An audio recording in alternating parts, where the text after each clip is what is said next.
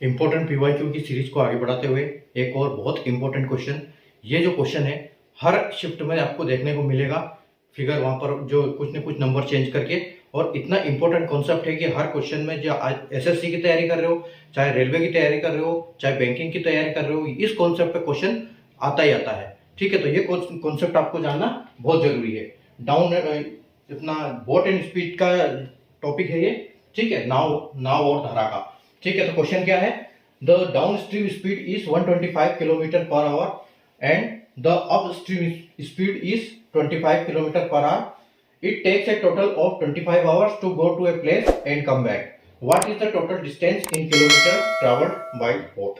ठीक है, धारा की दिशा में चाल 125 किलोमीटर प्रति घंटा है और धारा की विपरीत दिशा में चाल 25 किलोमीटर प्रति घंटा है। किसी स्थान तक नाव द्वारा तय की गई कुल दूरी किलोमीटर में कितनी है?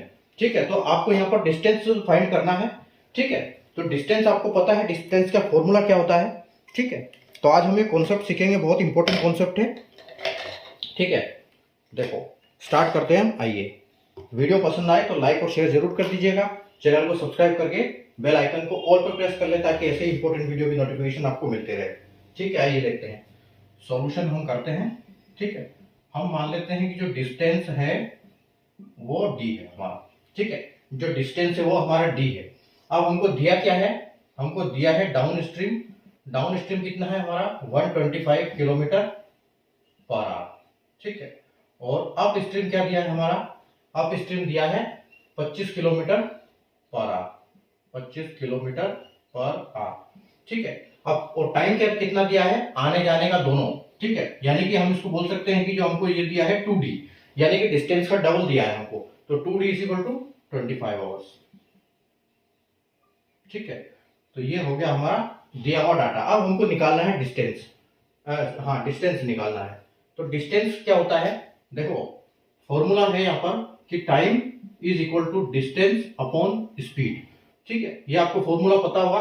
अगर ये फॉर्मूला आपको पता नहीं है डिस्टेंस स्पीड टाइम का, तो एक मैं आपको ट्रिक दिखाता हूं। अगर हम एबीसीडी के हिसाब से करेंगे तो सबसे पहले आपको आएगा डी।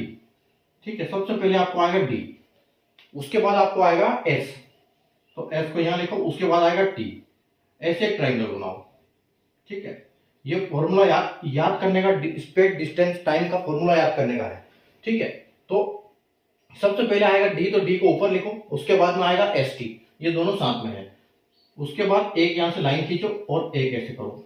ठीक है, अब देखो अगर आपको डिस्टेंस निकालना है, तो डिस्टेंस निकालना है तो स्पीड, ये दोनों साथ है तो इनका आमने सामने मल्टीप्लाई होगा।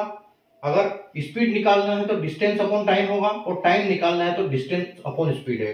तो ये फॉर्मूला याद रखो, इसके हिसाब से अगर हम निकालेंगे तो डी, अगर आपको डिस्टेंस निकालना है तो स्पीड इंटू टाइम आएगा, अगर स्पीड निकालना है तो डिस्टेंस अपॉन टाइम आएगा, और टाइम निकालना है तो डिस्टेंस अपॉन स्पीड आएगा। तो ये इस ट्रिक से आप बहुत जल्दी याद हो, ये ट्राइंगल से आपको याद रहेगा ये सब चीजें।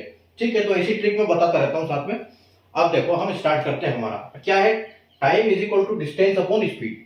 ठीक है, तो टाइम हमको दिया है 25 आवर्स। 25 आवर्स, और डिस्टेंस कितना दिया है? डिस्टेंस दिया नहीं है, लेकिन हमारे पास क्या है? 2d। ठीक है, हमारे पास 2d है, तो हम 2d बोल सकते हैं, 2 डिस्टेंस। और स्पीड क्या दिया है हमको? स्पीड यहाँ पर 125 किलोमीटर प्लस 25 किलोमीटर। ठीक है, तो यहाँ पर हमको दिया है, यानी कि हम बोल सकते हैं d1 प्लस जो है ये d1 प्लस d2, और अपॉन में हमारे पास क्या है? 125 प्लस 25। ठीक, तो लिख सकते हैं कि 2d इंटू, इसको कॉमन ले लो d को, तो 2d हो जाएगा, और 1 प्लस 5 प्लस 120 अपॉन 125 प्लस 25। ठीक है, और इज इक्वल टू में क्या हो जाएगा? 25 आवर्स। ठीक है, 2d यानी कि डिस्टेंस 2 है हमारे पास, और इनका रेशियो है ये डिस्टेंस का। ठीक है, तो एक और एक 5। ठीक है, यानी कि अब यहां पर हम क्या कर सकते हैं, क्योंकि ये हमने कहां से लिया है? ये हमने यहां से लिया है। ठीक है, तो 125 इनका आ जाएगा, एलसीएम इनको कर लो, तो इनका एलसीएम आ जाएगा, तो नीचे 125 आ जाएगा आपका। ठीक है, नीचे आ जाएगा इनका 2d इंटू 6, सीधा इंटू लिखते हैं डायरेक्ट, इंटू 1/6/1 + 5 6/125, ठीक है, और इज इक्वल टू में 25 हो जाएगा, ये 2D, ठीक है। 2D is equal to 2D, अगर इसको हम उधर ले जाएंगे तो ये क्या होगा 125 इंटू 25 हो जाएगा, और ये जो 6 है ये नीचे आ जाएगा, ठीक है। और ये देखो 2 से ये 3 बार कट जाएगा, यानी कि हमारे पास जो डिस्टेंस आया वो क्या आया 125 इंटू 25/3, और इससे मल्टीप्लाई कर दो 125 इंटू 25, तो आपको ये मिलेगा 3125/3, ठीक है। और इसको फर्दर जब हम सोल्व करेंगे तो आपको मिलेगा, देखिए ये मिलेगा आपको कितना, 3 से अगर ये जाएगा तो 3 एकम 3, ठीक है, यहाँ एक भी नहीं जाएगा 0, 12, 3 चौके 12 और 3 एकम 3, और 3 फिर लास्ट में 2 बच जाएगा, तो यानी कि ये 0.66 आ जाएगा। और इसको सबको पता है कि 0.66 का मतलब होता है 2/3। तो फाइनली जो आपका आंसर आएगा क्या होगा 1041/2/3, ये आपका फाइनल आंसर हो जाएगा, ठीक है।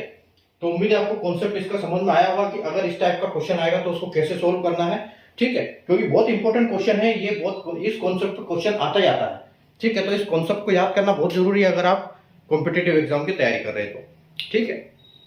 तो वीडियो को लाइक और शेयर कर दीजिए, चैनल को सब्सक्राइब कर लीजिए। वापस मिलते हैं नए वीडियो में एक नए क्वेश्चन के साथ, तब तक के लिए गुड बाय, टेक।